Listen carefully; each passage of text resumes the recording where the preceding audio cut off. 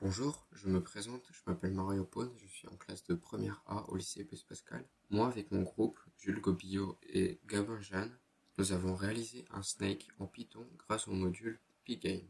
Tout d'abord, je vais dire ce que j'ai réalisé, ensuite comment je l'ai fait et pourquoi, et enfin, pour finir, faire les différents tests pour la démonstration. Nous commençons donc par la classe snake et sa méthode init, qui prend plusieurs arguments tels qu'une position, les différentes touches à appuyer pour le mode multijoueur et une couleur. Nous définissons les différents attributs et nous ajoutons un rectangle 9 fois à la liste de positions de notre snake. Nous passons donc à la méthode bouger qui prend un X et un Y. Cette méthode de bouger déplace tous les rectangles à partir de la queue jusqu'à la tête et enfin bouge la tête. Le fait de remonter les rectangles de la queue jusqu'à la tête permet ce déplacement.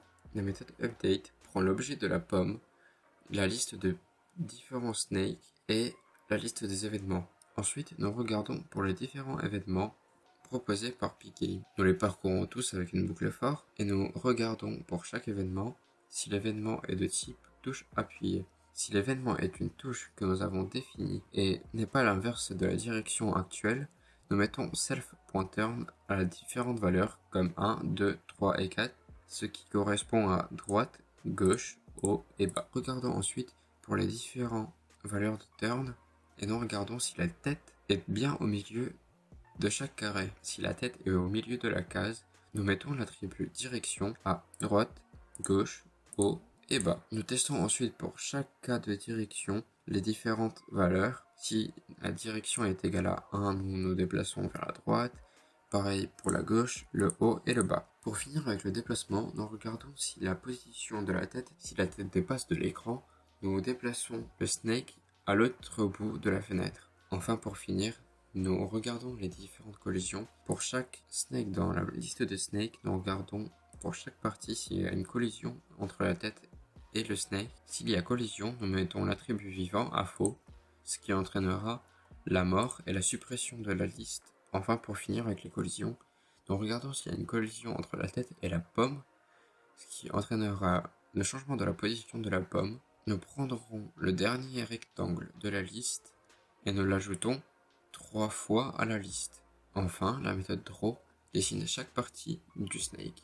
Nous dessinons toutes les 3 parties du snake afin d'éviter d'avoir des cercles qui se surpassent les uns les autres. Au-delà de la classe snake, j'ai aidé à la résolution de différents bugs et à la vérification de fin de partie pour les modes multijoueur et le mode solo. Enfin, je suis venu à l'idée d'utiliser la classe clock que propose le module pygame.time. La classe clock fournie par pygame.time nous permet ensuite de gérer les images par seconde et de les mettre à la valeur que l'on veut, c'est-à-dire 25 images par seconde.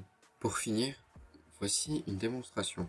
Le mode solo nous permet d'avoir un seul serpent sur la map qui peut manger des pommes, traverser les différents murs et se mordre la queue. J'appuie ensuite sur la touche H qui permet d'avoir 3 serpents sur le jeu et j'ai ainsi un mode multijoueur avec 3 serpents.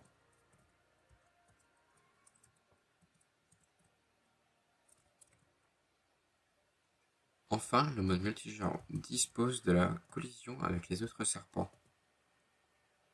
Voilà notre projet final. Merci de nous avoir écoutés.